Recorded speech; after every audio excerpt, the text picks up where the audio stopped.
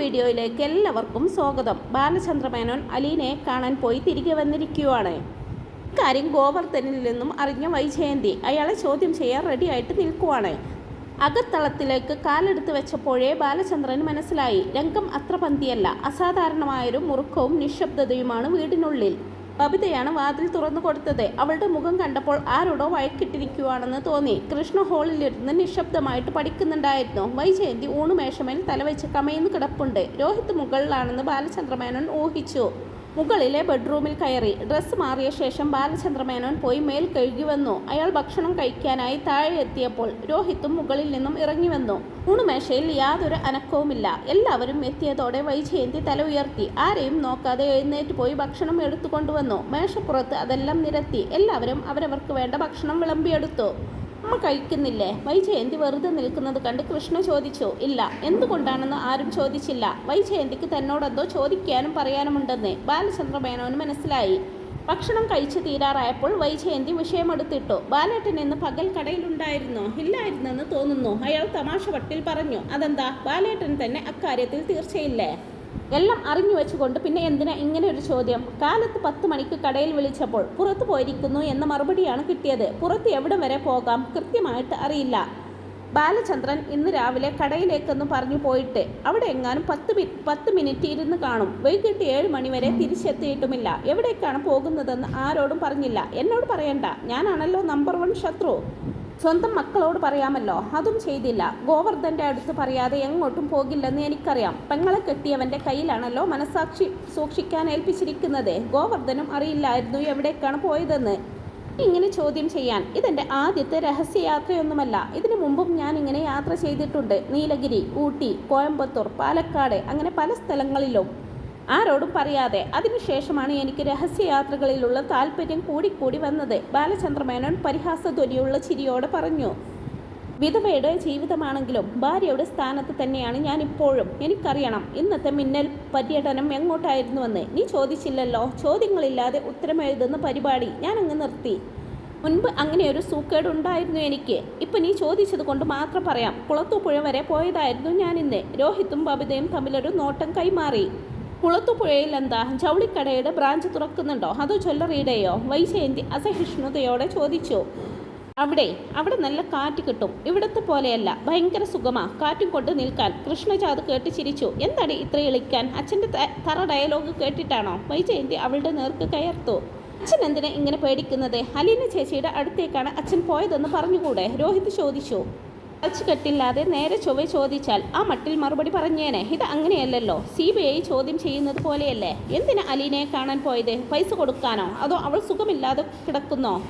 വൈജയന്തി വരുത്തിക്കൂട്ടിയ ശാന്തതയോടുകൂടി ചോദിച്ചു. അത് കൊടുങ്കാറ്റിൻ്റെ മുന്നോടിയാണെന്ന് അനുഭവം കൊണ്ട് ബാലചന്ദ്ര മേനോന് അറിയാം. എനിക്ക് അലീനയെ ഒന്ന് കാണണമെന്ന് തോന്നി. പോയി കണ്ടു. ഇവിടെ കുറേ പെണ്ണുങ്ങൾ പലപ്പോഴായിട്ട് വീട്ടു ജോലിക്ക് നിന്നിട്ടുണ്ട്. ഓരോരോ സമയത്ത് അവരെല്ലാം പിരിഞ്ഞു പോയിട്ടുമുണ്ട്. അവരിൽ എത്ര പേരുടെ വീട്ടിൽ പോയിട്ടുണ്ട് നിങ്ങൾ ക്ഷേമം അന്വേഷിക്കാൻ? വൈജയന്തിയുടെ വാക്കുകളിൽ രോഷം തിളച്ചു. അയ്യേ, ഞാൻ അത്തരക്കാരനൊന്നുമല്ല, ബാലചന്ദ്ര മേനോൻ പരിഹാസ ശബ്ദത്തിൽ പറഞ്ഞു. അപ്പോഴും കൃഷ്ണജ ചിരിച്ചു. പിന്നെ അലീനയോട് മാത്രമെന്താ ഇത്രയ്ക്ക് മമതയെന്നായി എൻ്റെ ചോദ്യം. അവളും മറ്റുള്ളവരെ പോലെ ഇവിടുത്തെ വീട്ടുവേലക്കാരി മാത്രമായിരുന്നില്ലേ? വൈജയന്തി പൊട്ടിത്തെറിച്ചു. നീ എന്തിനാ ഇങ്ങനെ ക്ഷോഭിക്കുന്നത്? അതിന് അർഹതയുള്ള ഞാൻ കൂളായിട്ട് ഇരിക്കുന്നത് കാണുന്നില്ലേ? പറയേ, ഈ മക്കളുടെ മുൻപിൽ വെച്ച് പറ. പിരിച്ചുവിട്ട വീട്ടുവേലക്കാരിയെ 1 മാസം കഴിഞ്ഞു പോയി സന്ദർശിക്കാൻ തക്ക ബന്ധമെന്താ നിങ്ങൾക്ക് ആ പെണ്ണുമായിട്ട്? ഞങ്ങൾ തമ്മിലുള്ള ബന്ധം എന്താണെന്ന് നിനക്ക് മനസ്സിലാകുന്ന വിധത്തിൽ പറഞ്ഞു കഴിഞ്ഞാൽ പിന്നെ നമുക്കിങ്ങനെ ഓരോ മേൽക്കൂരയ്ക്ക് കീഴിൽ തുടരാനും നിവൃത്തിയില്ല. അതാണ് ഇതിനേക്കാൾ ഭേദം. തുറന്നു പറഞ്ഞോ, നിങ്ങളുടെ മകളാണോ അവൾ? സോറി, അല്ല. ആയിരുന്നെങ്കിൽ എന്ന് ഞാൻ ഒരുപാട് ആശിച്ചിട്ടുണ്ട്. എങ്കിലും എനിക്കവൾ എൻ്റെ മോളെപ്പോലെയാണ്. വേണ്ട, ആ കള്ളത്തരമൊക്കെ ബാലചന്ദ്രൻ്റെ മനസ്സിൽ വെച്ചിരുന്നാൽ മതി. ബാലേട്ടനെ സ്നേഹിക്കാൻ സ്വന്തം ചോരയിൽ ജനിച്ച പെൺമക്കൾ 2 പേരുണ്ടിവിടെ. അല്ലാതെ അതുപോലെയുള്ള ഒരെണ്ണത്തിൻ്റെ പിറകെ നടന്ന് സ്നേഹിക്കേണ്ട കാര്യമൊന്നുമില്ല. പറഞ്ഞു കഴിഞ്ഞ കാര്യങ്ങൾ ആവർത്തിക്കാൻ എനിക്കിഷ്ടമല്ല. അലീനയെ കാണാൻ പോയതിനെ പറ്റി എനിക്കിത്രയേ പറയാനുള്ളൂ. നിന്റെ അനാവശ്യ സംശയങ്ങളും ദുശ്ശാഠ്യങ്ങളും അപവാദ പറച്ചിലും നിമിത്തം മനം നൊന്ത് ഈ വീട് വിട്ടു പോയവളാണ് അലീന. ഞാനാണ് അവളെ ഒരു സ്ഥലത്ത് എത്തിച്ചത്. അവിടെ അവൾ സുഖമായിട്ടിരിക്കുന്നോ എന്ന് അന്വേഷിക്കാനുള്ള ധാർമ്മികമായിട്ടുള്ള ബാധ്യത എനിക്കുണ്ട്. അവളെ ആശ്വസിപ്പിക്കേണ്ട കടമയുണ്ട്. അതിനുവേണ്ടി ഇനിയും ഞാൻ അവളെ കാണാൻ പോയെന്നിരിക്കും. ജോലിയിൽ നിന്ന് പിരിഞ്ഞു പോയ വീട്ടുവേലക്കാരികളുടെ പിറകെ ചെന്ന് ആശ്വസിപ്പിക്കുന്ന കുടുംബനാഥന്മാർ എവിടെയെങ്കിലുമൊക്കെ ഉണ്ടായിരിക്കും. പക്ഷെ ഞാൻ ആദ്യമായിട്ടാണ് കാണുന്നത്. പോയി അന്വേഷിച്ചിട്ടെന്തായി? അവൾക്ക് വിശേഷമൊന്നുമില്ലല്ലോ അല്ലേ? ഹോസ്പിറ്റലിലൊന്നും പോകേണ്ടി വരില്ലല്ലോ. നിർത്തടി. ഒരു അലർച്ചയും വെള്ളം കുടിച്ചുകൊണ്ടിരുന്ന ഗ്ലാസ് ടേബിളിലേക്ക് ആഞ്ഞടിച്ച ഒച്ചയും ആടി എണീറ്റപ്പോൾ പിന്നോട്ട് മറിഞ്ഞ കസേര നിലത്തടിച്ച ശബ്ദവും എല്ലാം ഒന്നിച്ചായിരുന്നതിനാൽ രോഹിത് അടക്കം കുട്ടികൾ 3 പേരും ഞെട്ടിപ്പോയി. അവർ നോക്കുമ്പോൾ അച്ഛൻ ക്രുദ്ധനായിട്ട് നിന്ന് കിതയ്ക്കുകയാണ്. അടുത്ത നിമിഷം വൈജയന്തിയും ചാടി എണീറ്റു. അങ്ങനെ നിർത്താനൊന്നും എനിക്ക് മനസ്സില്ല. ഷൗട്ട് ചെയ്ത് എന്നെ പേടിപ്പിക്കാമെന്നും വിചാരിക്കേണ്ട. എന്നെ ഒരു വിധവയെപ്പോലെ ആ ബെഡ്റൂമിൻ്റെ മൂലയ്ക്ക് തള്ളിയിട്ട് അവളുടെ പിന്നാലെ പോകുന്നതിൻ്റെ രഹസ്യം എന്താണെന്ന് എനിക്കറിയണം. വൈജയന്തി നിന്ന് കിതച്ചു. അച്ഛനും മോളും പോലെയാണത്രേ ഈ മക്കൾക്ക് അലീന ചേച്ചിയെ പോലെയാണെന്ന് ഇവരും പറയാറുണ്ടല്ലോ. എന്നിട്ട് എന്തുകൊണ്ടാണ് നിങ്ങൾ കുളത്തൂപ്പുഴക്കോ കൊട്ടാരക്കരയ്ക്കോ പോകുമ്പോൾ ഇവരിൽ ഒരാളെ കൂടെ കൊണ്ടുപോകാത്തത്? മക്കൾ 3 പേരും വീട്ടിലുണ്ടായിരുന്നല്ലോ. അവർക്ക് സ്റ്റഡി ലീവാണെന്നും സ്കൂളിൽ പോകണ്ടെന്നും നിങ്ങൾക്ക് അറിയാഞ്ഞിട്ടല്ലോ. കൃഷ്ണമോളെയെങ്കിലും നിങ്ങൾക്ക് കൂടെ വിളിക്കായിരുന്നില്ലേ? എങ്കിലൊരു അന്തസ്സുണ്ടായിരുന്നു. എനിക്ക് മനസ്സിലായിരുന്നു ആരെയും എൻ്റെ കൂടെ കൊണ്ടുപോകാൻ. എന്തുകൊണ്ടാണ് മനസ്സില്ലാത്തത്? ആരെങ്കിലും കൂടെ ഉണ്ടെങ്കിൽ നിങ്ങളുടെ കള്ളക്കളി നടക്കില്ല. കുളത്തൂപ്പുഴയിലെ ഒരു റബ്ബർ കമ്പനിയിലാണ് എന്ന് ഈ മക്കളെ പറഞ്ഞ് വിശ്വസിപ്പിച്ചിട്ട് അവളെ ഏത് ഹോസ്പിറ്റലിലാണ് താമസിപ്പിച്ചിരിക്കുന്നത്? എന്നിട്ട് മാസത്തിലൊരു വിസിറ്റ്. ക്ഷേമാന്വേഷണമാണത്രേ. വിളിച്ച് ഏതെങ്കിലും ഹോട്ടൽ മുറിയിൽ കൊണ്ടുപോയി കഥ കടച്ചു കഴിഞ്ഞാൽ പിന്നെ വിശദമായിട്ട് ക്ഷേമം അന്വേഷിക്കുകയും ആശ്വസിപ്പിക്കുകയും ചെയ്യാമല്ലോ. വൈജയന്തി നിന്ന് ജ്വലിച്ചു. മക്കളുടെ മുന്നിൽ വെച്ചായതുകൊണ്ട് ഞാൻ ഇതിന് മറുപടി പറയുന്നില്ല. ബാലചന്ദ്രമേനോൻ കടപ്പല്ലി ഞെരിച്ച് പിന്തിരിഞ്ഞ് നടക്കാൻ ഭാവിച്ചു. നിങ്ങൾ ഇതിന് മറുപടി പറയണം. എങ്ങോട്ട് ഓടിപ്പോകുന്നേ? അവിടെ നിൽക്ക്. ഈ മക്കളുടെ മുൻപിൽ വെച്ച് തന്നെ പറയേ. അവർ കേൾക്കട്ടെ നിങ്ങളുടെ ന്യായങ്ങൾ. വൈജയന്തിയുടെ ശബ്ദമുയർന്നു. പ്രായപൂർത്തി വന്ന മക്കളാ, അവർക്കും സംശയങ്ങളുണ്ട്. അത് തീർത്തു കൊടുക്കേണ്ട ബാധ്യതയും നിങ്ങൾക്കുണ്ട്. നിങ്ങൾ പറഞ്ഞതെല്ലാം ഞാൻ അതേപടി വിഴുങ്ങാം. അലീനയുടെ സുഖവിവരം അറിയാഞ്ഞിട്ട് ഇറുക്ക പൊറുതിയില്ലാതെ ക്ഷേമാന്വേഷണത്തിന് പോയി, കണ്ടു, ആശ്വസിപ്പിച്ചു, ഒക്കെ ശരി. പക്ഷെ എന്തുകൊണ്ട് മക്കളിൽ ഒരാളെയെങ്കിലും കൂടെ കൊണ്ടുപോയില്ല? മക്കളുടെ പേര് പറയുമ്പോൾ അവളുടെ നാവിൽ നിന്ന് തേനൊലിക്കുമായിരുന്നല്ലോ. ആ മക്കളെ കാണാൻ അവൾക്കില്ലേ ആഗ്രഹം? അതോ അച്ഛനെ മാത്രം കണ്ടാൽ മതിയോ അവൾക്ക്? അതൊക്കെ പോട്ടെ എന്ന് വെക്കാം. എവിടെയാണ് ഈ അലീന? ആരുടെ കൂടെയാണ് അവളുടെ താമസം? എന്താണ് അവളുടെ അഡ്രസ്സ്? വൈജയന്തി ഒന്ന് നിർത്തി. കവിതയുടെയും രോഹിത്തിൻ്റെയും കൃഷ്ണജിയുടെയും ചോദ്യഭാവത്തിലുള്ള നോട്ടം തൻ്റെ നേർക്ക് മെല്ലെ തിരിയുന്നത് ബാലചന്ദ്രമേനോൻ കണ്ടു. വേറെ ഒന്നും വേണ്ട, അവളുടെ അഡ്രസ്സ്. അങ്ങനെ ഒരെണ്ണം ഇല്ലാതെ വരില്ലല്ലോ. എന്നോട് പറയണ്ട, ഈ മക്കളോട് പറഞ്ഞാൽ മതി. ഇതുവരെ നിങ്ങളത് പറഞ്ഞിട്ടില്ല. നിങ്ങൾ മാത്രമല്ല, കൃഷ്ണമോൾ അലീനയുടെ അടുത്ത് കെഞ്ചി ചോദിച്ചിട്ടുണ്ട് അവളുടെ അഡ്രസ്സ് എന്താണെന്ന്. അവളും അഡ്രസ്സ് പറയാതെ ഒളിച്ചു കളിച്ചു. അതിന് നടപ്പില്ല. നിങ്ങൾ മാന്യനാണെങ്കിൽ, അന്തസ്സുള്ളവനാണെങ്കിൽ അലീന ജോലി ചെയ്യുന്ന വീടിൻ്റെയോ ഓഫീസിൻ്റെയോ കമ്പനിയുടെയോ പേരും അഡ്രസ്സും പറ. വൈജയന്തി വെല്ലുവിളിച്ചു. ബാലചന്ദ്രമേനോൻ നേരെ വാഷ് ബേസിന് മുമ്പിൽ ചെന്ന് കൈയും വായും കഴുകി ടവലെടുത്ത് തുടച്ചു. ഒരു മറുപടി പ്രതീക്ഷിച്ച് വൈജയന്തിയും കുട്ടികളും നിശബ്ദരായിട്ട് ഇരിക്കുകയാണെന്ന് അയാൾക്ക് മനസ്സിലായി. ബാലചന്ദ്രമേനോൻ ഒരു വാക്കും മിണ്ടാതെ കോണിപ്പടി ചുവട്ടിലേക്ക് നടന്നു. കോണിപ്പടി കയറുമ്പോൾ അയാൾ കേട്ടു വൈജയന്തി വീറോടെ മക്കളോട് പറയുകയാണ്. ഇപ്പോൾ നിങ്ങൾക്ക് മനസ്സിലായല്ലോ അച്ഛൻ്റെ തനി നിറം എന്താണെന്ന്. അവളുടെ അഡ്രസ്സ് പറഞ്ഞാൽ ആകാശം ഇടിഞ്ഞു വീഴുമോ? അപ്പോൾ അതല്ല സംഗതി. ഒളിച്ചു കളി നടക്കണം, ആരും അറിയാതെ, എല്ലാവരെയും വെറും വിട്ടികളാക്കിക്കൊണ്ട്. രോഹിത് ഭക്ഷണം കഴിക്കുന്നത് പൂർത്തിയാക്കാതെ എഴുന്നേറ്റ് കൈ കഴുകി കോണിപ്പടി കയറി അവൻ്റെ മുറിയിലേക്ക് പോയി. രാത്രി 11 മണി കഴിഞ്ഞപ്പോൾ അവൻ വാതിൽ തുറന്ന് പാസേജിലേക്ക് ഇറങ്ങി. മുറികളിലെ ലൈറ്റുകൾ അണഞ്ഞിരിക്കുന്നു. അമ്മയും ബബിതയും എല്ലാം ഉറങ്ങാൻ കിടന്നു കഴിഞ്ഞുവെന്ന് അവന് മനസ്സിലായി. അച്ഛൻ്റെ മുറിക്കുള്ളിൽ മാത്രം ലൈറ്റുണ്ട്. അച്ഛൻ ഉറങ്ങാൻ കിടക്കുമ്പോൾ 11:30 ആകുമെന്ന് അവനറിയാം. 2 ഷോപ്പുകളിലെയും അക്കൗണ്ടുകൾ പരിശോധിച്ചതിന് ശേഷമേ കിടക്കാറുള്ളൂ, അച്ഛൻ കടയിലില്ലാത്ത ദിവസങ്ങളിൽ പ്രത്യേകിച്ചും. രോഹിത് ആ മുറിയുടെ നേർക്ക് അല്പനേരം നോക്കി നിന്നു. പിന്നെ എന്തോ തീരുമാനിച്ച മട്ടിൽ ചെന്ന് വാതിൽ തട്ടി. ബാലചന്ദ്രമേനോൻ വന്ന് വാതിൽ തുറന്നു. രോഹിത് മുന്നിൽ നിൽക്കുന്നത് കണ്ട് അയാൾ അത്ഭുതപ്പെട്ടു. എന്തു പറ്റി? ഉറങ്ങിയില്ലേ നീ? ഉറങ്ങാൻ കിടന്നില്ല. അച്ഛൻ ബിസിയാണോ? ഞാൻ ഈ കണക്കുകളൊക്കെ ഒന്ന് നോക്കുകയായിരുന്നു. എനിക്ക് അച്ഛനോട് ഇത്തിരി സംസാരിക്കാനുണ്ടായിരുന്നു. ബാലചന്ദ്രമേനോൻ അപകടം മണത്തു. എന്ത് സംസാരിക്കാൻ? ഇതിന് സമയമുണ്ടോയെന്ന് പറ. ശരി, നീ കയറി വാ. രോഹിത് മുറിയിലേക്ക് കയറി. ബാലചന്ദ്രമേനോൻ വാതിലടച്ച് കുറ്റിയിട്ടു. തിരികെ ചെന്ന് തൻ്റെ കസേരയിൽ ഇരുന്നു. രോഹിത് അച്ഛൻ്റെ മുമ്പിൽ ചെന്ന് നിന്ന് മേശവിരിപ്പിൽ തെരുപ്പിടിപ്പിച്ചു കൊണ്ട് നിന്നു. അവൻ്റെ മുഖത്തെ അസ്വസ്ഥതയും മുറുക്കവും കണ്ടപ്പോൾ തന്നെ ബാലചന്ദ്രമേനോന് മനസ്സിലായി. മുൻപൊരിക്കൽ മനുശങ്കർ മുന്നറിയിപ്പ് തന്ന വിഷമസന്ധി മുന്നിലെത്തിയിരിക്കുന്നു. നിവർത്തി വെച്ചിരുന്ന കണക്ക് ബുക്കിന് മീതെ നിന്ന് അയാൾ കാൽക്കുലേറ്റർ എടുത്തു മാറ്റി. ബുക്കിൻ്റെ നടുവിലിരുന്ന പേനയെടുത്ത് ക്യാപ്പ് അടച്ച് മേശവലിപ്പിലിട്ടു. കണക്ക് ബുക്ക് മടക്കി മേശപ്പുറത്തെ ഫയലുകൾക്ക് മീതെ വെച്ചു. എന്നിട്ട് എഴുന്നേറ്റ് കിടക്കയിൽ കട്ടിലിൻ്റെ ക്ലാസ്സിലേക്ക് തലയണകൾ അടുക്കി അതിൽ ചാരിയിരുന്നു. എന്താ നിനക്ക് സംസാരിക്കാനുള്ളത്? അച്ഛനെ അമ്മ ചോദ്യം ചെയ്തത് ഞങ്ങളുടെ മുൻപിൽ വെച്ചായിരുന്നല്ലോ. അച്ഛനും അലീന ചേച്ചിയും എപ്പോഴും ജയിച്ചു നിൽക്കണമെന്ന ഞങ്ങളുടെയൊക്കെ ആഗ്രഹം. പക്ഷെ ഇന്ന് അമ്മയുടെ ചോദ്യങ്ങൾക്ക് മുമ്പിൽ അച്ഛൻ തോറ്റുപോയി. അച്ഛൻ മറുപടി പറയാതെ ഒഴിഞ്ഞു മാറി. അച്ഛൻ കേൾക്കുന്നുണ്ടോ? നീ പറഞ്ഞോ. അച്ഛൻ എന്തുകൊണ്ടാണ് ഞങ്ങളെ ആരെയും അലീന ചേച്ചിയുടെ അടുത്ത് കൊണ്ടുപോകാത്തത്? എന്തുകൊണ്ടാണ് അലീന ചേച്ചിയുടെ അഡ്രസ്സ് ഞങ്ങൾക്ക് തരാത്തത്? അച്ഛനോട് ഞാൻ പലവട്ടം ചോദിച്ചതാ. അപ്പോഴൊക്കെ അച്ഛൻ എന്തൊക്കെയോ ഒഴിവ് കഴിവ് പറഞ്ഞു. അത് ഞാൻ കണക്കാക്കുന്നില്ല. പക്ഷെ അലീന ചേച്ചിയോടും എത്ര ചോദിച്ചിട്ടും അഡ്രസ്സ് പറയുന്നില്ല. കഴിഞ്ഞ തവണ ഞാൻ ചോദിച്ചപ്പോൾ അതിന് സമയമായില്ലെന്നും പറഞ്ഞ് ഒഴിഞ്ഞു മാറി. എന്താ അതിന് കാരണം? എന്നോട് പറയാമല്ലോ അലീന ചേച്ചി എവിടെയുണ്ടെന്ന്. ഞാൻ ആരുടെ അടുത്തും പറയുന്നില്ല. ഇനിയും ഒളിച്ചു വെക്കുന്നത് മകനിൽ സംശയം വളർത്തുകയുള്ളൂ എന്ന് ബാലചന്ദ്രമേനോൻ ഊഹിച്ചു. ഇവിടെ വന്നിരിക്കെ അയാൾ കട്ടിലേക്ക് വിരൽ ചൂണ്ടി.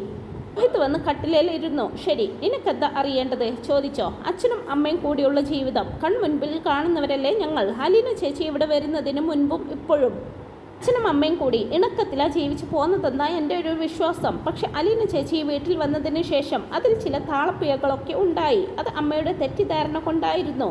ഇപ്പോൾ അലീന ചേച്ചി പോയി. വീട് വിട്ടു പോയിരുന്ന അമ്മ തിരിച്ചു വന്നു. പക്ഷെ അച്ഛനും അമ്മയും തമ്മിലുള്ള ബന്ധം പഴയ നിലയിലായിട്ടില്ല. അച്ഛൻ ഈ ബെഡ്റൂമിൽ, അമ്മ താഴെ ഒരു മുറിയിൽ. അച്ഛൻ ഇങ്ങനെ വേറിട്ട് നിൽക്കുന്നതിൽ അമ്മയ്ക്ക് ഭയങ്കര അമർഷവും ദുഃഖവും ഉണ്ടെന്നാണ് എനിക്ക് തോന്നിയത്. രോഹിത് വളരെ ശാന്തതയോടെയും ബഹുമാനത്തോടെയുമാണ് സംസാരിച്ചത്. ജയന്തിക്ക് അമർഷമുണ്ടാകാം. ബാലചന്ദ്രമേനോൻ സമ്മതിച്ചു. എനിക്ക് 2 കാര്യങ്ങൾ അറിഞ്ഞാൽ മതി. എന്തുകൊണ്ടാണ് അച്ഛൻ താഴേക്ക് വരാത്തത്? അലീന ചേച്ചിയുടെ അഡ്രസ്സ് ആര് ചോദിച്ചാലും കൊടുക്കാത്തത് എന്ത് കാരണം കൊണ്ടാ? ഞങ്ങൾ തമ്മിൽ പഴയ പോലെ ഒരു ജീവിതം ഇനി സാധ്യമല്ലാത്തത് കൊണ്ടാണ് ഞാൻ താഴേക്ക് വരാത്തത്. ഒരിക്കലും സാധ്യമല്ല. ചോദിക്കുന്നത് തെറ്റാണെങ്കിൽ അച്ഛൻ ക്ഷമിക്കണം. അലീന ചേച്ചിയുമായിട്ട് അതിന് എന്തെങ്കിലും ബന്ധമുണ്ടോ? തീർച്ചയായിട്ടുമുണ്ട്. ബാലചന്ദ്രമേനോൻ സമ്മതിച്ചു. അത് എന്താണെന്ന് എന്നോട് പറയാൻ പറ്റുമോ അച്ഛനെ? പറയാം. ബാലചന്ദ്രമേനോൻ കൈത്തലങ്ങൾ കൂട്ടിത്തുരുമ്മി. നിന്നെ വിശ്വസിച്ചാണ് ഞാനിത് പറയാൻ പോകുന്നത്. നീയെങ്കിലും അറിഞ്ഞിരിക്കണം എന്നതുകൊണ്ടും. പക്ഷെ നിന്റെ മനസ്സിൽ നിന്ന് അതൊരിക്കലും പുറത്തു പോകരുത്. ആ ഉറപ്പ് നീ എനിക്ക് തരണം. അച്ഛൻ്റെ മുഖത്തേക്ക് ഉറ്റുനോക്കവേ രോഹിത്തിന് നേരിയ ഉൾഭയം തോന്നി. സംസാരിച്ചു തുടങ്ങിയപ്പോൾ ബാലചന്ദ്രൻ മനസ്സിലായി താൻ വിചാരിച്ചതുപോലെ അതത്ര എളുപ്പമല്ല കാര്യങ്ങളെന്ന്. രോഹിത്തിനോട് അത് തുറന്നു പറയുകയും ചെയ്തു. എനിക്ക് ഇക്കാര്യം നിന്നോട് പറയാൻ നീ കരുതുന്നതിനേക്കാൾ ബുദ്ധിമുട്ടുണ്ട്. ഞാൻ എൻ്റെ മകനോടാണല്ലോ സംസാരിക്കേണ്ടത്. അതിന് ചില പരിമിതികളുണ്ടല്ലോ. അച്ഛന് അത്ര വിഷമമാണെങ്കിൽ പറയണ്ട, രോഹിത് പറഞ്ഞു. പറയുന്നത് പോലെ തന്നെ വിഷമകരമാണ് പറയാതിരിക്കുന്നതും. ഞാനൊരു ഹാർട്ട് പേഷ്യൻ്റാണെന്ന് നിനക്കറിയാമല്ലോ. OP ടിക്കറ്റ് എടുത്ത് ഡോക്ടറെ കാണാൻ കാത്തിരിക്കുന്ന രോഗിയെപ്പോലെയാണ് ഞാൻ. ഏത് നിമിഷവും വിളിക്കപ്പെട്ടേക്കാം. ഗ്യാരണ്ടി തീർന്നു. പെട്ടെന്ന് എൻ്റെ മരണം സംഭവിച്ചാൽ ഇക്കാര്യം ആരും അറിയാതെ പോകരുതല്ലോ. അച്ഛൻ എന്തിനാ വേണ്ടാത്ത കാര്യങ്ങളൊക്കെ പറയുന്നത്? രോഹിത് അസ്വസ്ഥനായി. നിന്നോട് എങ്ങനെ പറഞ്ഞു തുടങ്ങണമെന്ന് എനിക്കറിയില്ല. അലീനയെക്കുറിച്ചും ജയന്തിയെക്കുറിച്ചുമാണ് എനിക്ക് നിന്നോട് പറയാനുള്ളത്. അച്ഛൻ ധൈര്യമായിട്ട് പറഞ്ഞോ. ഞാൻ അച്ഛന് തന്ന വാക്ക് പാലിക്കും. ബാലചന്ദ്രമേനോൻ കൈപ്പടങ്ങൾ വിടർത്തി അതിലേക്ക് നോക്കിയിരുന്നു. എന്നിട്ട് മുഖം ഉയർത്തി രോഹിത്തിനെ നോക്കി. നിനക്കറിയാമായിരിക്കും, എൻ്റെ അച്ഛനും അമ്മയുമൊക്കെ ഒരിക്കൽ കൊല്ലപ്പള്ളി കൈതക്കൽ മാളിക വീട്ടിലെ ആശ്രിതരായിരുന്നു. അത് അമ്മ ഇടയ്ക്കിടെ പറയാറുണ്ടല്ലോ. അച്ഛനെ താഴ്ത്തി കെട്ടാൻ വേണ്ടി ആ കാലത്ത് എനിക്കൊരു മോഹമുണ്ടായി. ജയന്തിയെ കല്യാണം കഴിക്കണമെന്ന്. നന്നേ ചെറുപ്പമാണ് ഞാൻ. പ്രീ ഡിഗ്രി കഴിഞ്ഞിട്ടേ ഉണ്ടായിരുന്നുള്ളൂ. അക്കാലത്ത് എന്നെപ്പോലെ ഒരാളെ സംബന്ധിച്ചിടത്തോളം അത് വലിയ അതിമോഹമായിരുന്നു. അഹങ്കാരമെന്ന് തന്നെ പറയണം. ചെറിയ പ്രായമല്ലേ, ബുദ്ധിയും ബോധവും ഒന്നും വികസിച്ചിട്ടില്ല. എന്തായാലും ഞാൻ ഇഷ്ടം പ്രകടിപ്പിക്കാൻ ശ്രമിച്ചതിൻ്റെ ഫലമായിട്ട് അച്ഛൻ അവിടുത്തെ ജോലി ഉപേക്ഷിച്ച് ഉള്ളതൊക്കെ വിറ്റുപൊറുക്കി കൊല്ലപ്പള്ളിയിൽ നിന്ന് കുടുംബസമേതം സ്ഥലം വിടേണ്ടി വന്നു. അത് കഴിഞ്ഞാണ് ഞാൻ ഗൾഫിൽ പോയതും പൈസ ഉണ്ടാക്കിയതുമെല്ലാം. രോഹിത് മൂളി. നാട്ടിൽ തിരിച്ചു വന്നപ്പോൾ പഴയ ഒരു വാശി വെച്ച് ജയന്തിയെ കല്യാണം ആലോചിച്ചു. ഒരു ബ്രോക്കർ ഉണ്ടായിരുന്നു സഹായത്തിന്. ആദ്യം കുറേയൊക്കെ എതിർപ്പ് പ്രകടിപ്പിച്ചെങ്കിലും പിന്നീട് ജയന്തിയുടെ അച്ഛനും ആങ്ങളമാരുമെല്ലാം സമ്മതം മൂളി. ജയന്തിക്ക് ഒട്ടും താല്പര്യമില്ലായിരുന്നു എന്ന് പിൽക്കാലത്താണ് ഞാൻ അറിയുന്നത്. എന്തായാലും കൊല്ലപ്പള്ളിയിലെ ശിവേട്ടനും നീലഗിരിയിലെ ഗംഗേട്ടനുമെല്ലാം കൂടി ഞങ്ങളുടെ കല്യാണം നടത്തി. രോഹിത് തലയാട്ടി. നീ വിചാരിക്കുന്നുണ്ടാകും അച്ഛനീ പറഞ്ഞതും അലീനയും തമ്മിൽ എന്താണ് ബന്ധമെന്ന്. അതിലേക്കാണ് ഞാൻ വരുന്നത്. അതിനു മുമ്പ് ഞാനും നിന്റെ അമ്മയും തമ്മിലുള്ള വിവാഹം നടക്കാനുണ്ടായ സാഹചര്യം പറഞ്ഞു വെച്ചു എന്ന് മാത്രം. എനിക്ക് മനസ്സിലായി. രോഹിത് സമ്മതിച്ചു. അലീന ഇവിടെ ജോലിക്ക് വന്ന ശേഷം ചില അനിഷ്ട സംഭവങ്ങളുണ്ടായി. ജയന്തിയും ബബിതയും നീയുമെല്ലാം അവളോട് ശത്രുത പ്രഖ്യാപിച്ച് അവൾക്കെതിരെ ഓരോരോ ദ്രോഹപ്രവർത്തികൾ തുടങ്ങി. കൊല്ലപ്പള്ളിയിലെ ശിവേട്ടൻ്റെ മകൻ ഹരിയും അതിൽ പങ്കുചേർന്നു. അവൻ അലീനയ്ക്കെതിരെ ചില നുണകളും പറഞ്ഞു പരത്തി. അവളോട് എങ്ങനെയെങ്കിലും പ്രതികാരം ചെയ്യണമെന്ന് വിചാരിച്ച് നീയും ഹരിയും കൂടി ഒരു കെണിയൊരുക്കി. രാവിലെ കോളേജിൽ പോയ നീ ക്ലാസ് കട്ട് ചെയ്ത് വീട്ടിലെത്തി. കൂട്ടി തീരുമാനിച്ചതനുസരിച്ച് ഹരിയും വന്നു. അലീനയ്ക്ക് ലെമൺ ജ്യൂസിൽ മയക്കുമരുന്ന് കലർത്തിക്കൊടുത്ത് അവളെ മാനഭംഗപ്പെടുത്തുക എന്നതായിരുന്നു നിങ്ങളുടെ പ്ലാൻ. രോഹിത്തിൻ്റെ മുഖം വിളറി, ശിരസ് താണു. ഇനി കാര്യങ്ങളാണ് ഇതെല്ലാം. നീ അതൊന്നും ഓർക്കാൻ പോലും ഇഷ്ടപ്പെടുന്നില്ലെന്ന് എനിക്കറിയാം. നിന്നെ കുറ്റപ്പെടുത്താൻ വേണ്ടിയല്ല ഞാനിപ്പോൾ ഇത് പറയുന്നതും. അന്ന് അലീന കത്രികയെടുത്ത് താൻ വയറ്റിൽ കുത്തിക്കയറ്റി ആത്മഹത്യാ ശ്രമം നടത്തിയത് കൊണ്ട് നിങ്ങളുടെ പ്ലാൻ അമ്പേ പാളിപ്പോയി. അലീന ഗുരുതരാവസ്ഥയിൽ ഹോസ്പിറ്റലിൽ പ്രവേശിക്കപ്പെടുകയും ചെയ്തു. അച്ഛാ, അന്നത്തെ അറിവില്ലായ്മ കൊണ്ടും അഹങ്കാരം കൊണ്ടും അങ്ങനെയെല്ലാം സംഭവിച്ചു പോയി. ഇനി അതൊക്കെ എന്തിനാ പിന്നെയും? രോഹിത് മനോവ്യതയോടെ പറഞ്ഞു. പഴയ കാര്യങ്ങൾ പറഞ്ഞ് നിന്നെ കുത്തി നോവിക്കാൻ വേണ്ടിയല്ല. ഞാൻ ഇനിയും പറയാൻ പോകുന്ന സംഗതിക്ക് ഈ ഓർമ്മപ്പെടുത്തൽ അത്യാവശ്യമായതുകൊണ്ടാണ്. ബാലചന്ദ്രമേനോൻ അവനെ സാന്ത്വനിപ്പിക്കും വിധം ശാന്തസ്വരത്തിൽ പറഞ്ഞു. അന്ന് ഹോസ്പിറ്റലിൽ നിന്നും തിരിച്ചെത്തിയതിനു ശേഷം നീയും വൈജയന്തിയുമെല്ലാം ഒരു തരം പ്രതികാര മനോഭാവത്തോടെയാണ് അലീനയോട് പെരുമാറിയത്. അതിൽ മനം നൊന്ത് അലീന ഈ വീട്ടിൽ നിന്ന് പിരിഞ്ഞു പോകാൻ ആഗ്രഹിച്ചു. അവളുടെ സങ്കടങ്ങൾ അവളെ എറണാകുളത്തുള്ള രേവതിക്കുട്ടിയോട് ഫോണിലൂടെ പറഞ്ഞു. എനിക്ക് സംശയം തോന്നി ആ ഫോൺ സംഭാഷണമെല്ലാം ഞാൻ റെക്കോർഡ് ചെയ്ത് എൻ്റെ മൊബൈലിലേക്ക് മാറ്റി. അങ്ങനെയാണ് അച്ഛൻ, ഞാനും ഹരിയും കൂടി നടത്തിയ പ്ലാനിങ്ങിനെ പറ്റി അറിഞ്ഞത് അല്ലേ? രോഹിത് ചോദിച്ചു. അലീന അതെല്ലാം വിസ്തരിച്ച് രേവതിക്കുട്ടിയോട് പറഞ്ഞിരുന്നു. ആദ്യമൊക്കെ ഞാൻ വിചാരിച്ചത് അലീന ചേച്ചി തന്നെ അച്ഛനോട് എല്ലാം പറഞ്ഞെന്നായിരുന്നു. അവളുടെ സ്വഭാവം നിനക്കറിയാമല്ലോ. ഞാൻ എത്രയൊക്കെ കുത്തി നോവിച്ചിട്ടും അവൾ ഒന്നും വിട്ടു പറഞ്ഞില്ല. അതവിടെ നിൽക്കട്ടെ. എനിക്ക് പറയാനുള്ള വിഷയം അതല്ല. നീയും ഹരിയും കൂടി നടത്തിയ ഗൂഢാലോചനയേക്കാൾ എന്നെ നടക്കിയ മറ്റൊരു സംഗതി കൂടി അലീന പറഞ്ഞിരുന്നു. ബാലചന്ദ്രമേനോൻ എന്ന മനുഷ്യൻ, അയാളുടെ അന്നേ വരെയുള്ള ജീവിതം, അയാൾ വെട്ടിപ്പിടിച്ചതും സ്വന്തമാക്കിയതുമായിട്ടുള്ള സകല നേട്ടങ്ങളും എല്ലാം ഒരു നിമിഷം കൊണ്ട് തകർന്ന് തരിപ്പണമായി. രോഹിത് ആശ്ചര്യത്തോടെ അച്ഛൻ്റെ മുഖത്തേക്ക് തന്നെ ഇമയനക്കാതെ നോക്കിയിരുന്നു. എന്തായിരുന്നു അച്ഛാ അത്? പറയാം. ഞാൻ അറിഞ്ഞത് എന്താണോ അതിനൊരു സ്ഥിരീകരണം എനിക്ക് വേണമായിരുന്നു. ആരോടും ഒന്നും പറയാതെ ഞാൻ അന്ന് തന്നെ നീലഗിരിക്ക് പോയി. അങ്ങേട്ടനെ കണ്ടു. അദ്ദേഹമാണ് ഞാനും ജയന്തിയും തമ്മിലുള്ള വിവാഹം നടത്താൻ കൂടുതൽ താല്പര്യം കാണിച്ചത്. ഗംഗേട്ടനോട് എനിക്ക് ഒരേ ഒരു ചോദ്യമേ ചോദിക്കാനുണ്ടായിരുന്നുള്ളൂ. എൻ്റെ അമ്മ വൈജയന്തി എന്നെ വിവാഹം കഴിക്കുന്നതിന് മുമ്പ് ഒരു കുഞ്ഞിനെ പ്രസവിച്ചിരുന്നോ? രോഹിത് ഞെട്ടിപ്പോയി. അച്ഛൻ എന്ത് അസംബന്ധമാണ് ഈ വിളിച്ചു പറയുന്നത്? സമചിത്തതയോടെയാണോ അച്ഛൻ സംസാരിക്കുന്നത്? ഗംഗേട്ടന് ഒഴിഞ്ഞു മാറാൻ പഴുതൊന്നുമില്ലായിരുന്നു. ഗംഗേട്ടൻ ആഗ്ര കന്റോൺമെന്റിൽ ജോലി ചെയ്തിരുന്ന കാലത്ത് ജയന്തി കുറേ കാലം ഗംഗേട്ടനോടൊപ്പം താമസിച്ച് പഠിക്കുകയും അവിടെ ഒരു സ്കൂളിൽ ടീച്ചറായിട്ട് ജോലി നോക്കുകയും ചെയ്തിരുന്നു. അക്കാലത്ത് തൻ്റെ കീഴിൽ ജോലി ചെയ്തിരുന്ന ഒരു സൈനിക ഓഫീസറുമായിട്ട് ജയന്തി അടുപ്പത്തിലായി എന്നും ഡൽഹിയിലെ മിലിറ്ററി ഹെഡ്ക്വാർട്ടേഴ്സിലേക്ക് ഗംഗേട്ടൻ ട്രാൻസ്ഫർ ആയിട്ട് പോയപ്പോൾ ജയന്തി അയാളോടൊപ്പം കുറേ കാലം ഒന്നിച്ച് താമസിക്കാനിടയായി എന്നും ഗംഗേട്ടൻ എന്നോട് സമ്മതിച്ചു. ഗംഗേട്ടനും കൊല്ലപ്പള്ളിക്കാരും കൂടി വിവരമറിഞ്ഞ് ജയന്തിയെ കയ്യോടെ പിടികൂടി തിരുവനന്തപുരത്തെ ഒരു ബന്ധുവിൻ്റെ വീട്ടിലെത്തിച്ചു. ജയന്തി അന്ന് പൂർണ്ണ ഗർഭിണിയായിരുന്നതിനാൽ നാട്ടുകാരുടെ അപവാദം ഭയന്ന് കൊല്ലപ്പള്ളിയിലേക്ക് കൊണ്ടുവന്നില്ല. പകരം നെയ്യാറ്റിൻകരയിലെ ഒരു ഹോസ്പിറ്റലിൽ വെച്ച് ജയന്തിയുടെ പ്രസവം അതീവ രഹസ്യമായിട്ട് നടത്തി. കുട്ടി മരിച്ചുപോയെന്നും ജയന്തിയെ സ്നേഹിച്ചിരുന്ന ആൾ അവളെ ഉപേക്ഷിച്ച് വേറെ സ്ത്രീയെ വിവാഹം കഴിച്ചുവെന്നും എല്ലാവരും കൂടി ഒത്തൊരുമിച്ച് ജയന്തിയെ പറഞ്ഞു വിശ്വസിപ്പിച്ചു. ഇത്രയും കാര്യങ്ങൾ ഗംഗേട്ടൻ എൻ്റെ അടുത്ത് സമ്മതിച്ചു. രോഹിത് സ്തംഭിച്ചിരിക്കുവാണ്. വാക്കുകൾ പൊട്ടിത്തെറിച്ച് ചീളുകളായിട്ട് അവൻ്റെ തലച്ചോറിലൂടെ ചീറിപ്പായുന്നുണ്ട്. അവൻ്റെ മനസ്സിലെ വിഗ്രഹങ്ങൾ, ശിരസും കൈകാലുകളും മറ്റ് തകർന്ന് നിലം പതിക്കുന്നു. നിനക്ക് വിശ്വസിക്കാൻ കഴിയുന്നില്ലെന്ന് എനിക്കറിയാം. വിശ്വസനീയമായിട്ടുള്ള കള്ളങ്ങൾ ഉള്ളതുപോലെ തന്നെ അവിശ്വസനീയമായിട്ടുള്ള സത്യങ്ങളുമുണ്ട്. ആത്മഹത്യ ചെയ്യണോ കൊലപാതകം നടത്തണോ എന്നറിയാത്ത ഭ്രാന്തമായിട്ടുള്ള ഒരു അവസ്ഥയിൽ കൂടിയാണ് ആ ദിവസങ്ങളിൽ നിന്റെ അച്ഛൻ സഞ്ചരിച്ചത്. നിനക്ക് സങ്കല്പിക്കാൻ പോലും കഴിയാത്ത ഒരു സത്യം കൂടി ഞാൻ പറയാൻ പോകുകയാണ്. ബാലചന്ദ്രമേനോൻ ഒരു മാത്രം നിർത്തിയിട്ട് രോഹിത്തിൻ്റെ ഭഗ്നാശമായിട്ടുള്ള മുഖത്തേക്ക് നോക്കി. അന്ന് നെയ്യാറ്റിൻകരയിലെ ഒരു പ്രൈവറ്റ് ഹോസ്പിറ്റലിൽ വെച്ച് നിന്റെ അമ്മ പ്രസവിച്ച കുഞ്ഞ് യഥാർത്ഥത്തിൽ മരിച്ചു പോയിരുന്നില്ല. അതിനെ നിന്റെ അമ്മയുടെ വീട്ടുകാർ ഒരു അനാഥാലയത്തിൽ ഉപേക്ഷിച്ചു കളഞ്ഞു. അച്ഛൻ ആരെന്നറിയാതെ, അമ്മയാരെന്നറിയാതെ, കൂടപ്പിറപ്പുകൾ ആരെന്നറിയാതെ ആ പെൺകുഞ്ഞ് അവിടെ വളർന്നു 23 വർഷക്കാലം. അവളുടെ പേരാണ് അലീന, നിന്റെ അമ്മ പ്രസവിച്ച മകൾ. രോഹിത്തിൻ്റെ ശരീരത്തിലൂടെ അടിമുടി ഒരു വിറയൽ കടന്നുപോയി. അവൻ്റെ ഹൃദയത്തിലേക്ക് ക്ഷോഭിച്ച ഒരു കടൽ മുഴുവൻ അടിച്ചു കയറി. അവൻ്റെ ഹൃദയഭിത്തികളിലും ധമനികളിലും അലമാലകൾ ആഞ്ഞടിച്ച് ചിതറി.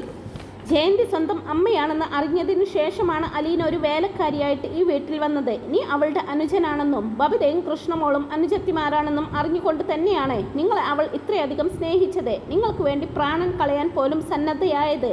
രോഹിത് ശ്വാസം നിലച്ചതുപോലെ ഇരിക്കുകയാണ്. ഒന്ന് തൊട്ടാൽ പൂഴിമണ്ണ് പോലെ അവൻ പൊടിഞ്ഞു വീഴുമെന്നും ഒന്ന് ഊതിയാൽ അവൻ പഞ്ഞിത്തുണ്ട് പോലെ പറന്നു പോകുമെന്നും ബാലചന്ദ്രമേനോന് തോന്നി. പക്ഷേ ജയന്തിക്ക് അറിയില്ല അലീന അവളുടെ മകളാണെന്ന്. അവൾ പ്രസവിച്ച കുഞ്ഞ് ജീവിച്ചിരിപ്പുണ്ടെന്നോ ഒരു ഓർഫനേജിൽ അത് വളർന്നു വലുതായി എന്നോ അവൾക്കറിയില്ല. രോഹിത്തിൻ്റെ കാതിനുള്ളിൽ ഒരു കൊടും ചുഴലിയുടെ ആരവം മാത്രം. അവൻ്റെ സ്മൃതി മണ്ഡലത്തിൽ കഴിഞ്ഞുപോയ ഓരോരോ രംഗങ്ങൾ ഇരമ്പിയാർത്തുവന്ന് കടപുഴകി വീണു. അലീന ആദ്യമായിട്ട് ഈ വീട്ടിലെത്തിയത്. അവൻ അവളുടെ അടുക്കൽ പ്രകടിപ്പിച്ചിട്ടുള്ള ശൃംഗാര ചേഷ്ടകൾ, അവൻ അവളോട് കാണിച്ചിട്ടുള്ള വെറുപ്പും വിരോധവും, അവൾക്കെതിരെ നടത്തിയ ഗൂഢാലോചനകൾ, അവളെ തേജോവധം ചെയ്യാൻ വേണ്ടി കെട്ടിച്ചമച്ച അപവാദങ്ങളും ആരോപണങ്ങളും, ഒടുക്കം പ്രതികാര വ്യഗ്രതയോടെ നടത്തിയ ബലാത്കാര ശ്രമം. അപ്പോഴെല്ലാം അലീന ചേച്ചിക്ക് അറിയാമായിരുന്നു താൻ ചേച്ചിയുടെ സ്വന്തം സഹോദരനാണെന്ന്. കിടക്കവിരിയിൽ മഷിത്തുള്ളികൾ വീണതുപോലെയുള്ള പാടുകൾ പതിയുന്നത് കണ്ട് ബാലചന്ദ്രമേനോൻ അമ്പരപ്പിൽ രോഹിത്തിന്റെ നേർക്ക് നോക്കി. മുഖം ശരിക്ക് കാണാൻ വയ്യ, തല താഴ്ത്തി പിടിച്ചിരിക്കുകയാണ്. കിടക്കവിരിയിലെ മഷിത്തുള്ളികളുടെ എണ്ണം കൂടിക്കൂടി വരുന്നു. ബാലചന്ദ്രമേനോൻ മുന്നോട്ടാഞ്ഞിരുന്ന് വല്ലായ്മയോടെ അവന്റെ തോളിൽ കൈവച്ച് വിളിച്ചു, രോഹിത്. അവൻ മുഖം തെല്ലുയർത്തി. ഒരു കണ്ണിൽ നിന്നും ധാരയായിട്ട് കണ്ണീർ ഒഴുകുന്നു. അച്ഛൻ ഇതുവരെ എന്നോട് പറഞ്ഞില്ലല്ലോ. പൊടുന്നനെ അവൻ വിങ്ങിപ്പൊട്ടി. പറയാനുള്ള സമയമായിട്ടില്ലായിരുന്നു. ഇപ്പോഴും നിന്നോട് മാത്രമേ ഞാൻ പറഞ്ഞിട്ടുള്ളൂ. അച്ഛൻ അലീനയ്ക്കൊരു വാക്ക് കൊടുത്തിട്ടുണ്ട്. ആ വാക്ക് തെറ്റിച്ചുകൊണ്ടാണ് നിന്നോടിപ്പോൾ ഞാനിത് പറയുന്നത്. എനിക്ക് വല്ലതും സംഭവിച്ചു പോയാൽ അതിനു മുമ്പ് നീയെങ്കിലും സത്യം അറിഞ്ഞിരിക്കണം എന്നെനിക്ക് തോന്നി. താങ്ങാൻ വയ്യാത്തിടത്തോളം തെറ്റിദ്ധാരണകൾ അച്ഛൻ ഏറ്റുവാങ്ങിക്കഴിഞ്ഞു. ഞാൻ മാത്രമല്ല, അലീനയും. അച്ഛൻ പറയണമായിരുന്നു, അലീന ചേച്ചിയോട് ഞങ്ങളെല്ലാവരും എന്തെല്ലാം ദ്രോഹം കാണിച്ചു വച്ചാ അതൊക്കെ ഒഴിവാക്കാമായിരുന്നില്ലേ? അമ്മ ഇതറിയുമ്പോൾ എങ്ങനെ സഹിക്കും? ഏങ്ങലടിച്ചു. ബാലചന്ദ്രമേനോൻ ഒന്നും മിണ്ടാതെ അവന്റെ തോളത്ത് മെല്ലെ തട്ടിക്കൊണ്ടിരുന്നു. രോഹിത് പെട്ടെന്ന് എഴുന്നേറ്റ് ഷർട്ടിന്റെ തുമ്പുയർത്തി കണ്ണു തുടച്ചുകൊണ്ട് മുറിയിൽ നിന്നും ഇറങ്ങിപ്പോയി. ബാലചന്ദ്രമേനോൻ ആശയക്കുഴപ്പത്തിൽ പെട്ടതുപോലെ അല്പനേരം അവിടെ തന്നെ ഇരുന്നു. രോഹിത്തിനോട് കാര്യങ്ങൾ തുറന്നു പറഞ്ഞത് വിഡ്ഢിത്തരമായി പോയോ എന്നൊരു ശങ്കയോടെ അയാൾ എഴുന്നേറ്റു. പാസേജിലിറങ്ങി നോക്കിയപ്പോൾ രോഹിത്തിന്റെ വാതിൽ ചാരിയിട്ടിരിക്കുന്നത് കണ്ടു. വാതിൽ മെല്ലെ തുറന്നു നോക്കി. മുറിക്കുള്ളിൽ ആരുമില്ല. അപ്പോഴാണ് കോണിപ്പടിയിൽ നിന്നും തേങ്ങൽ കേട്ടത്. ബാലചന്ദ്രമേനോൻ ചെന്ന് നോക്കുമ്പോൾ രോഹിത് പടിയിലിരുന്ന് ഗ്രില്ലിലേക്ക് തല ചേർത്ത് വെച്ച് വിങ്ങിപ്പൊട്ടുകയാണ്. ബാലചന്ദ്രമേനോൻ അരികെ ചെന്നു അവനെ തൊട്ടു വിളിച്ചു, രോഹിത് എഴുന്നേറ്റ് വാ. അവൻ അങ്ങനെ തന്നെ ഇരുന്നു. ഇവിടെ ഇരുന്ന് കരയരുത്, ഉറങ്ങിക്കിടക്കുന്നവരും കൂടി എഴുന്നേറ്റ് വരും, വാ, അയാൾ അടക്കിയ സ്വരത്തിൽ പറഞ്ഞു. കണ്ണും കവളും തുടച്ചുകൊണ്ട് രോഹിത് എഴുന്നേറ്റു. ബാലചന്ദ്രമേനോൻ അവന്റെ തോളത്ത് കൈവച്ച് ചേർത്ത് പിടിച്ച് നടത്തി. രോഹിത്തിനെ അവന്റെ മുറിയിൽ എത്തിച്ചു. അവനെ കട്ടിലേൽ ഇരുത്തിയിട്ട് അവന്റെ മുൻപിലേക്ക് ഒരു കസേര വലിച്ചിട്ട് ഇരുന്നു. നീ ഇങ്ങനെ സില്ലിയായാലോ? നാളെ ഒരിക്കൽ ഈ പ്രശ്നങ്ങൾക്കെല്ലാം പരിഹാരം കാണേണ്ടവനാണ് നീ. ബാലചന്ദ്രമേനോൻ അവനെ ഓർമ്മിപ്പിച്ചു. അച്ഛൻ എന്തുകൊണ്ടാ ഇത് മറച്ചു വെച്ചത്? പിന്നെന്ത് ചെയ്യണമായിരുന്നു? അച്ഛൻ ഇത് മുൻപ് തന്നെ തുറന്നു പറയാമായിരുന്നില്ലേ? പറഞ്ഞിരുന്നെങ്കിൽ നിങ്ങളുടെ പ്രശ്നം തീരുമായിരുന്നു അല്ലേ? അമ്മ മോളെ തിരിച്ചറിയുന്നു, സഹോദരങ്ങൾ ചേച്ചിയെ തിരിച്ചറിയുന്നു. നാടകം ശുഭം. അച്ഛനെ പറ്റി മാത്രം എൻ്റെ മോൻ ചിന്തിച്ചില്ല. അച്ഛനും അലീന ചേച്ചിയെ ഇഷ്ടമല്ലേ ഞങ്ങളെക്കാളേറെയൊക്കെ? അത് അവൾ ജയന്തിയുടെ മകൾ ആയതുകൊണ്ടല്ല, എൻ്റെ മക്കളുടെ ചേച്ചി ആയതുകൊണ്ടുമല്ല. അവളുടെ സ്നേഹവും നന്മയും സ്വഭാവ നൈർമല്യവും കണ്ടിട്ടുണ്ടായ ഇഷ്ടമാണ്. 22 വർഷക്കാലം സത്യം മറച്ചു വെച്ച് അച്ഛൻ്റെ മുമ്പിൽ അഭിനയിച്ച അമ്മയെ അതേപടി അംഗീകരിക്കാനും സ്വീകരിക്കാനും അച്ഛന് ബുദ്ധിമുട്ടുണ്ട്. അലീന ജയന്തിയുടെ മകളാണെന്നുള്ള സത്യം എല്ലാവരും അറിഞ്ഞ ശേഷം അച്ഛൻ നിങ്ങളോടൊപ്പം ഈ വീട്ടിലുണ്ടാവില്ല. പിന്നെ എനിക്ക് നിന്റെ അമ്മയുടെ ഭർത്താവായിട്ട് തുടരാൻ സാധ്യമല്ല. നിന്റെ അമ്മയും ഒരു പക്ഷേ എൻ്റെ ഭാര്യാസ്ഥാനത്ത് നിന്ന് സ്വയം പിരിഞ്ഞു പോയെന്നിരിക്കും. നിങ്ങളുടെ വളർച്ചയുടെ ഘട്ടത്തിൽ ഇങ്ങനെ ഒരു ഗുരുതരമായിട്ടുള്ള പ്രതിസന്ധി നിങ്ങളുടെ മുമ്പിലേക്ക് ഇട്ടു തന്നിട്ട് പരസ്പരം പിരിഞ്ഞു പോകാൻ അച്ഛൻ ആഗ്രഹിച്ചില്ല. അതുകൊണ്ടാണ് ഒന്നും തുറന്നു പറയാതിരുന്നത്. ഞങ്ങൾ തമ്മിൽ ഇതറിഞ്ഞതിന് ശേഷം ഒന്നിച്ചൊരു ജീവിതം സാധ്യമല്ല. രോഹിത് കാര്യഗൗരവം വേണ്ടത്ര പിടികിട്ടാത്ത മട്ടിൽ അച്ഛൻ്റെ മുഖത്തേക്ക് നോക്കിയിരുന്നു. അലീന ചേച്ചി ഇപ്പോൾ എവിടെയാണെന്ന് അച്ഛൻ പറഞ്ഞില്ല. ജയന്തിയുമായിട്ട് ആഗ്രയിൽ വെച്ച് അടുപ്പമുണ്ടായിരുന്ന ഒരു മിലിറ്ററി ഓഫീസറുടെ കാര്യം ഞാൻ പറഞ്ഞിരുന്നല്ലോ. കിട്ടിയ വിവരങ്ങൾ വെച്ച് ഞാൻ അയാളെപ്പറ്റി അന്വേഷിച്ചു. ആർമിയിൽ നിന്ന് പിരിഞ്ഞ് അയാളിപ്പോൾ കുളത്തൂപ്പുഴയിലാണ് താമസം. റിട്ടയർഡ് കേണൽ സ്റ്റാൻലി ജോസഫ്, അയാളാണ് അലീനയുടെ അച്ഛൻ. ഞാൻ അവളെ സ്വന്തം അച്ഛൻ്റെ കയ്യിൽ തന്നെ ഏൽപ്പിച്ചു കൊടുത്തു. അവിടെ താമസിച്ചു കൊണ്ടാണ് അവൾ നിങ്ങളോട് ഫോണിൽ സംസാരിക്കുന്നത്. രോഹിത് ആശ്ചര്യത്തോടെ അച്ഛനെ നോക്കിയിരുന്നു. അമ്മ എന്നെങ്കിലും ഇതറിയണ്ടേ അച്ഛ? അമ്മ ഇതറിയുന്നതാണ് നിനക്ക് പ്രധാനമെങ്കിൽ ഇക്കാര്യം എല്ലാവരോടും പറയാം. ബബിതയോടും കൃഷ്ണമോളെയും കൊല്ലപ്പള്ളിക്കാരെയും അറിയിക്കാം. പക്ഷെ അച്ഛൻ നിങ്ങളോടൊപ്പം തുടരണമെന്നുണ്ടെങ്കിൽ അത് പാടില്ല. നിനക്കിഷ്ടമുള്ള തീരുമാനമെടുക്കാം. ആരോടും പറയില്ലെന്ന് നീ എനിക്ക് തന്ന വാക്ക് പോലും ലംഘിക്കാം. അച്ഛാ, രോഹിത്തിന്റെ കണ്ടമിടറി. അലീന ചേച്ചി ഈ വീട്ടിലല്ലേ താമസിക്കേണ്ടത്, നമ്മുടെ കൂടെ, എന്നിട്ട് വേറെ എവിടെയോ പോയി. എനിക്കിനി ഒന്നും നിന്നോട് പറയാനില്ല. കാര്യങ്ങൾ മനസ്സിലാക്കാനുള്ള പ്രായവും പക്വതയും നിനക്കുണ്ടെന്നാണ് എൻ്റെ വിശ്വാസം. ഇന്ന് രാത്രി നീ ശാന്തമായിട്ട് ഉറങ്ങ്. നേരം വെളുക്കുമ്പോൾ നിനക്കൊരു ഉത്തരം കിട്ടിയിരിക്കും. ബാലചന്ദ്രമേനോൻ അവൻ്റെ തോളത്ത് തട്ടിയിട്ട് മുറി വിട്ടിറങ്ങി. വാതിൽ ചാരി കിടക്കറയിലേക്ക് നടക്കുമ്പോൾ ഹൃദയഭാരം പാതി കുറഞ്ഞതുപോലെ അയാൾക്ക് തോന്നി. തൻ്റെ മകനിലേക്ക് അത് ഏൽപ്പിച്ചു കൊടുത്തിരിക്കുന്നു. ഇനി അവനാണ് ആ ഭാരം ചുമക്കേണ്ടവൻ. രോഹിത്തിന് ഉറങ്ങാൻ കഴിയുന്ന രാത്രി ആയിരുന്നില്ല അത്. അവൻ ചിലപ്പോൾ അസ്വസ്ഥനായിട്ട് മുറിയിലൂടെ നടന്നു, മറ്റു ചിലപ്പോൾ നഖം കടിച്ചുകൊണ്ട് കിടക്കയിലിരുന്നു. ഒരു വേള അവൻ എഴുന്നേറ്റ് പോയി ലാപ്ടോപ്പ് ഓൺ ചെയ്തു.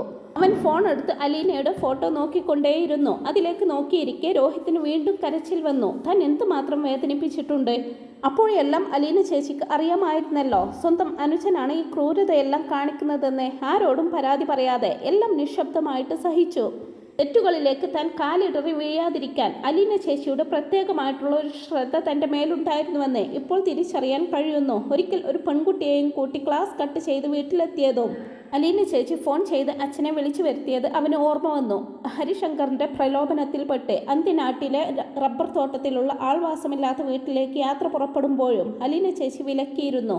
ഇതേ മുറിയിൽ താനെ വയറ്റിൽ കത്രിക കുത്തിക്കയറ്റി കുതിച്ചൊഴുകുന്ന ചോര ഇരു കൈപ്പത്തികൾ കൊണ്ട് പൊത്തിപ്പിടിച്ച് നിൽക്കെ തന്നോട് പറഞ്ഞ വാക്കുകൾ ഇപ്പോൾ അവൻ ഓർത്തു. രക്ഷപ്പെട്ടു പോയിക്കോ, ഇവിടെ എന്താ നടന്നതെന്ന് ഞാൻ ആരോടും പറയില്ല.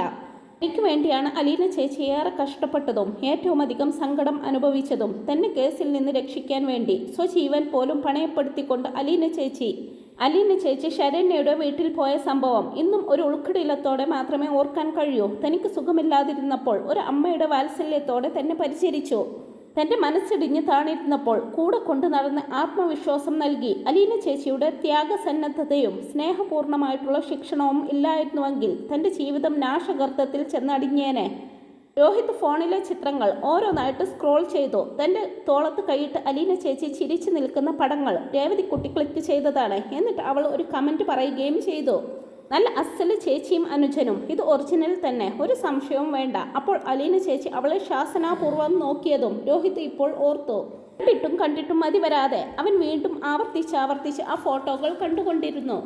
പിന്നെ എപ്പോഴോ ഫോൺ ഓഫ് ചെയ്ത് പോയി കിടന്നു. ആദ്യം മുതൽ എല്ലാം അവൻ മനസ്സിലിട്ട് പദം വരുത്തി ആലോചിച്ചു നോക്കി. അച്ഛനെക്കുറിച്ച് ചിന്തിച്ചപ്പോൾ അവന് ദുഃഖവും അനുകമ്പയും തോന്നി. അത് വേറിട്ട് കാണേണ്ട ഒരു പ്രശ്നമാണെന്ന് അവന് മനസ്സിലായി.